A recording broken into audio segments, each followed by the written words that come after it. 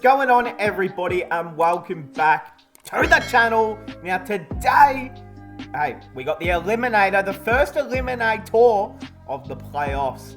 RCB versus the Lucknow Super Giants, of course. RCB, well, they were almost lucky to make the playoffs in the end. Lucknow had a great season, finishing second. No, they finished third on the table, actually, because Rajasthan finished second. That's my bad. So they finished third. I mean, Lucknow did have a pretty good year. But hey, I mean, what a match this was. This is what all you can ask for, really, for any sort of eliminator. Both teams essentially scoring over 200. 10 wickets were taken. There was controversy all over the field. There was DRS. There were drop catches. There were great catches. This game had it all. It had a centurion. This is what you ask for in a high-level game of cricket. But hey, if you guys are new, subscribe. If you like IPL, subscribe. If you like cricket, subscribe, because we review the games here daily. But hey, let's get straight into it. We're not here to mess around. I know this review is going up a bit later. Normally, I would have my review uploaded like 2 to 3 hours ago. But look, I was up watching the game till 5 a.m. And then I went to bed, and normally I'm able to wake up at like 9 a.m, 10 a.m. You know, I set an alarm. Not happened today. I actually just woke up and it's 3 p.m. So, hey, we're here doing the review now because I just woke up. But, I mean, it just was a great game of cricket. It's something that I know RCB fans will never, ever forget. And you know what they're never going to forget? That sort of knock from the man Rajat Patidar. Player of the match, 112, knocked out of 54. I mean, simply saved the day for RCB, sent them through to a playoff game. As far as I'm concerned, Rajat Patidar literally saved this team from embarrassment. The top order for RCB did not fire, and I tell you what, there was going to be more controversy if RCB got bowled out for 120. So, I tell you what, if you're an RCB fan, I would be giving all of my credit and all of my just love to this man Patidar, because he saved the franchise from burning down. So, he's done well there, the young fella. All right, let's get into it. RCB into bat first. Virat Kohli and Faf, obviously the opening partnership. Virat 25 off 24, 2 fours. I mean, look, he tried to build the partnership. He just needed to stay out there alongside Rajat Patidar. Faf du Plessis, I mean, he was gone his very first ball for a golden duck. And you know what? I'm not going to lie. As soon as I saw Faf go out first ball, I thought, this might be a very, very hard afternoon for RCB. But, I mean, they fought their way back. Again, Virat just needed to stay out there. The wicket that Virat and Maxi both gave away, you see Maxwell here, 9 off 10. Virat, 25 off 24. Both were caught out in the deep. And I just don't get, you know, especially Glenn Maxwell, when you're coming in at number 4, Virat's just gone out, Faf has been out. You literally need to get to the crease and just support the man Patidar. And he did that for at least 9 deliveries. And then his 10th delivery, he said, yeah, no, this is my time to either I'm going to go back into the change rooms and eat a meat pie, or I'm going to stay out here and hit a boundary. And, well, he tried to hit the boundary. He wanted to stay out there, Glenn. But instead, he went inside and ate that meat pie because it was a horrible shot. And I think that's something, like, the amount of experience that Glenn Maxwell and Virat have to then kind of just throw away their wicket. Like, obviously, they're trying their best and they're not going to throw their wicket away. But you just got to settle. When your man at the other end, your partner, Patidar, he was on about, like, 95 off like 47 deliveries or something like that. It was, I mean, he was on track to get the quickest 100 in like IPL history or something. He was hitting the ball as clean as we've seen from anyone all season. His way to stand and deliver, Patidar, was just some of the most outstanding striking of the cricket ball that we've seen in a long time. I mean, you know, not many people might have known his name before this innings. Everyone knows him now. He is an RCB legend already. So I do know that it was the first RCB century in the playoffs as well. So, I mean, he just did it when it mattered most. I mean, he was dropped like once or twice from a catch, but you have to take them opportunities, and he did exactly that. You have to make him hurt when they drop catches. So, I mean, he did exactly that. They're just one of the more outstanding knocks, if not the best knock we've seen all season. Actually, Josh Butler did have a pretty good knock where he made like 117, I think it was. But look, I mean, just outstanding stuff. There's not much more for me to say. If you haven't seen it, go watch the highlights because you'll be happy. If you're an RCB fan, that is. If you're a Lucknow fan, maybe not. Glenn Mack. Oh no, we spoke about Glenn. You're in the bad books now, Glenn. Mahipal Lomraw, now the former Rajasthan Royal himself. You know what's funny about this guy is that I never knew really much about him, but I actually liked what he brought to Rajasthan last season. I actually thought he was a good batsman, and every time I watched him, I thought he had some potential. He's in this team. He's batting at number 6, 14 off 9, 2 fours. He has that potential to hit boundaries, but I mean, shit, I guess that's all he was out there for, is to hit late boundaries. He did that. But you can forget that because the real finisher was out there. Dinesh Karthik. I mean, what more is there to say? Dinesh Karthik, Dinesh. Well, just... what a man. Seriously, I mean, this guy is 72 years of age and he is still out there playing IPL, winning games off his bat. 37 not out off 23 deliveries, 5 fours and a 6.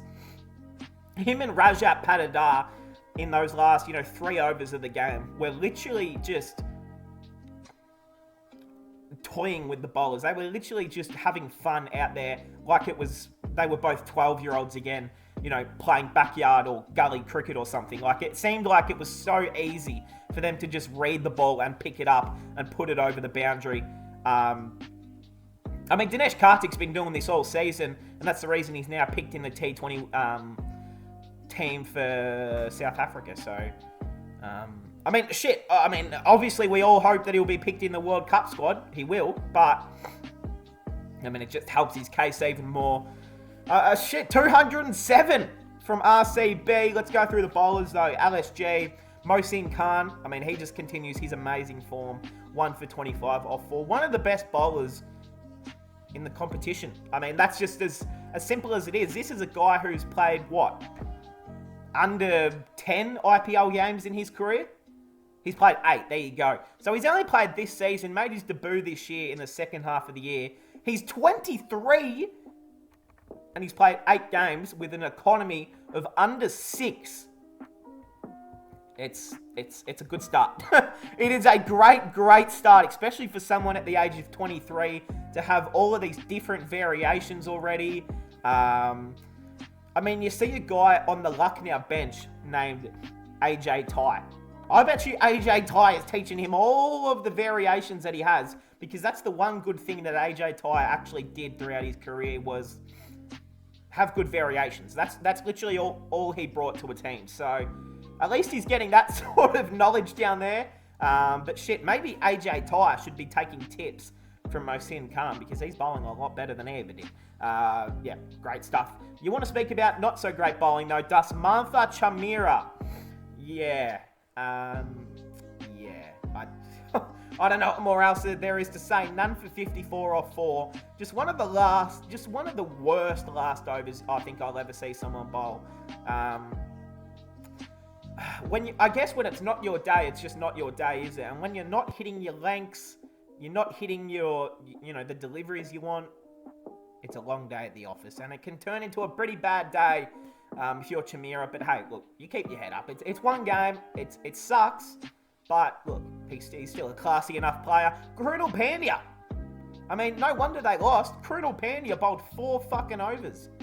Why? 1 for 39 off 4, which is actually decent for a part-timer, but I mean, do you really want Krunal Pandya being your second spinning option on a pretty friendly spinning deck as well? So, I mean, I'm just trying to think what other spinners they have in their team that they could have used. LSG, obviously Bishnoi's their front spinner, but I mean, Bishnoi's had a really shit season as well.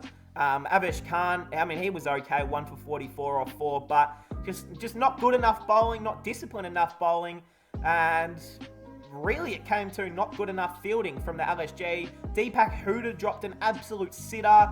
KL Rahul, the skipper, dropped an easy catch. There was a few others, like misfields that went for 4. It just wasn't their day. Lucknow, they just didn't play to their best.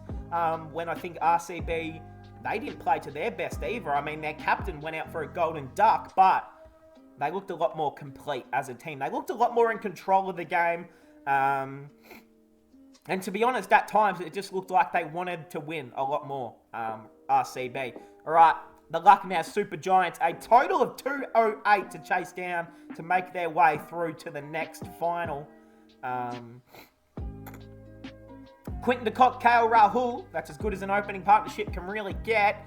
Not today, though. De Kock gone for 6 off 5. It's just been that thing all year for this Lucknow team, is that if Quinton de Kock does nothing, KL Rahul will go big. If Rahul does nothing, de Kock will go big. Well, that sounds wrong. De Kock will go... Okay, we're going to edit that out. But, look, you guys know what I'm saying. Like, they just can't score big together, playing as a partnership. Is it something to worry about? No, nothing to worry about. But a little bit annoying if you're a Lucknow fan, I tell you that. Now, how about this? Manan Vohra, 19 off 11, 1 4 2 6s now. Is this the Vohra I am thinking of? Is this the one that played for... where did he play last year? Well, he's played 54 games. So this is the one I'm thinking of. So it says here that he played for Punjab. Did he play for us last year? I don't think he did. No, he didn't. Yeah, Rajasthan, that's right. So he did play for Rajasthan last year. I thought so. Is this his first game of the season? And they've brought him in a eliminator to bat at 3. I mean, that you want to come into a high pressure situation. Welcome to the team, I guess. Manan Vohra coming in at number 3 when the other team has made 207 with a crowd full of RCB fans who want you out. He actually did okay. Now, 19 isn't amazing, but, I mean, he gave them something. I mean, he scored more than half of their team. So you have to give him some credit. He scored more than their bloody opening batsman, so you have to. Deepak Hooda in at 4. I mean, he's actually had a really good season. 45 off 26, 1 4, 4 6s. Look, I mean, you can beg to differ if Deepak Hooda was able to keep himself at the crease and Stoinis and Evan Lewis and Pandya were able to not be shit and not go out. I mean, there weren't any chance to chase this down and give it a real shot till the very last ball of the game. But losing too many wickets at good times, not building partnerships, and at the end of the day, having too many bystanders, people that did nothing the entire game. Marcus Stoinis, I love you, Hulk. But seriously, I mean, you are their franchise player along with Bishnoi and KL Rahul. Oh no, was it Pandya? I can't remember. But you were one of their first 3 players that they signed for big money. I mean, he's had maybe 1 good game this season, maybe 2. But other than that, he's really been a letdown for them. And he needs to pull his finger out. Or they need to start bringing him up the order to at least 3 or 4, because that's where I think his best cricket is still at. Yeah, disappointing for Lucknow. Evan Lewis, 2 off 6. I mean, look, it was probably too late anyway, and all they had to do was come to the crease and try and hit boundaries. It's a tough thing to do, but I mean, that's what you get paid the big bucks for. Like, that's what they get paid for. Evan Lewis, 2 off 6. Pandya, yeah, you suck. None for 1, golden duck. And Dusmantha Chamira, at least, you know, he bowled pretty shit, but at least he proved that he was trying to make up for it. 11 off 4, 1 4, 1 6. Well done. At least he gave them something. At least he was their 4th highest scoring batsman. He was their 4th highest scoring batsman. That tells the story right there. All right, the RCB bowlers. Mohammad Siraj, 1 for 41 off 4. Josh Hazlewood, 3 for 43 off 4. Could have been man of the match, but he took a few late wickets, didn't he? Yeah, Pandya, Vohra, and Rahul. I mean, he got 3 pretty big wickets. He could have almost won man of the match. But obviously, you know, Patidar did make 100. Shabazz Ahmed, none for 35 off 4. The man Hasaranga, Oh, we got to check the purple cap now. 1 for 42 off 4, and the man Purple Patel, who came on and bowled one of the last overs after being injured. 1 for 25 off 4. He is special. He is so special. And he is so good. That's, I mean, even with the injury that he was playing with, he looked so sore. That's what it takes to be a champion. All right, the orange cap, no one cares. It's over.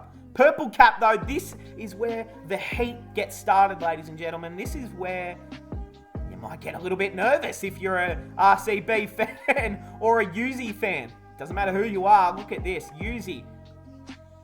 The Royals have another game, obviously. They will play RCB in the next game to decide who will play the Titans in the final. But this, you can't ask for much more of a finish in the purple cap. Chahal, 26. Hasaranga, 25. And of course, the rest of these guys are not involved. So this is going to go right down to the wire. Who knows? They might equal. They might finish on the same amount. And then wouldn't it be cool to see both of them get a purple cap?